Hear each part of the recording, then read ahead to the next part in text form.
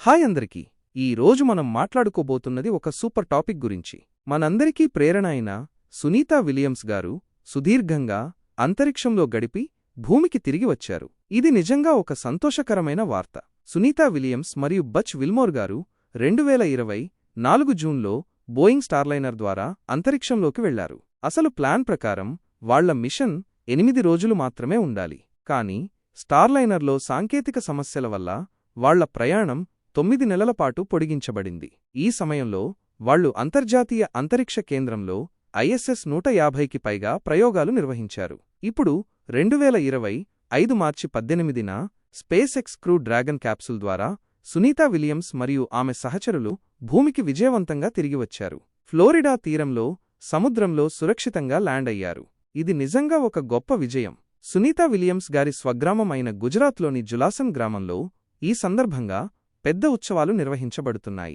పటాకులు, ప్రదర్శనలు, ప్రార్థనలు, మొత్తం గ్రామం ఒక పండుగ వాతావరణంలో ఉంది.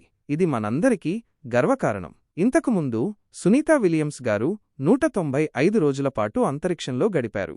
ఇప్పుడు ఈ 9 నెలల మిషన్తో ఆమె మొత్తం 608 రోజులు అంతరిక్షంలో గడిపారు. ఇది నిజంగా ఒక రికార్డ్. మన భారతీయ నటుడు ఆర్. మాధవన్ గారు కూడా సునీతా విలియమ్స్ గారి సురక్షితంగా భూమికి తిరిగి రావడంపై ఆనందం వ్యక్తం చేశారు. సోషల్ మీడియాలో చివరికి ప్రార్థనలు ఫలించాయి. ఆమె సురక్షితంగా మరియు ఆనందంగా ఉన్నందుకు సంతోషం అని పోస్ట్ చేశారు.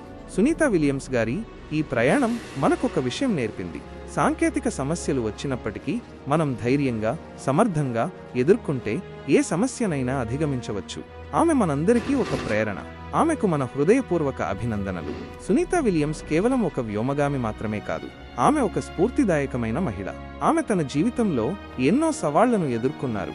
ఆమె ధైర్య సాహసాలు, పట్టుదల, దేశభక్తి ఆమెను అందరికీ ఆదర్శంగా నిలిపాయి. ఆమె అంతరిక్ష యాత్రలు యువతకు, ముఖ్యంగా మహిళలకు ఎన్నో కలలను సాకారం చేసుకోవడానికి స్ఫూర్తినిచ్చాయి. సునీతా విలియమ్స్ అంతరిక్షంలో 9 సార్లు స్పేస్ వాక్ చేశారు.